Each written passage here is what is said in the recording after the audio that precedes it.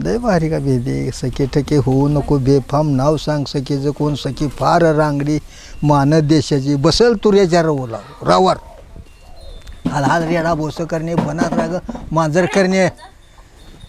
बनात राग मांजर करणे तपकिरी ग शेटपळ करणे तणाच लेणं तणाळ करणे तोठऱ्यानं बोल ग मारापूर करणे वाकडी घागर तावस करणे घरात बस ग घरलेंग करणे राखजा होडवा चुचम करणे कपल्या मळग मळवाड करणे रेशमी गोंडा डवळस करणे चिरबंदी वाडा शिदवाड करणे उपारटे वांडग शिरगाव करणे कांगरे खेळग तरडगाव करणे डोईवर घागर नेपतगाव करणे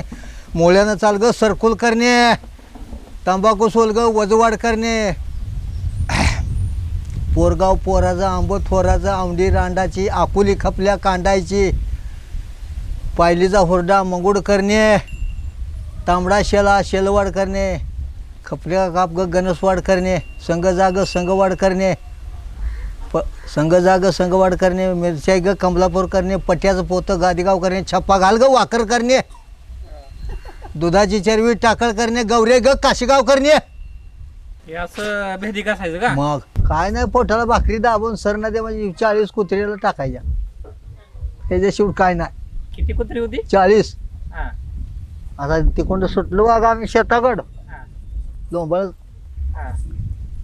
अशी गल्लीत गोश बेस कुठली दिसाय का हा.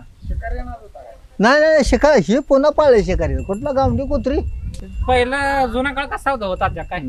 तांदूळशाची भाजी काय करड्याची भाजी काय आता लगा आधी मका पेरली नाही वापरली नाही तर पावडर अन्न नाही मया नाही कशाचं काय का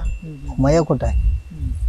काय राहणं हे अनात खस बी नाही पहिल्या गाजराच्या मकाचं पीठ टाकून भाकरी केली किती गुळमट झाड ती गेलं काल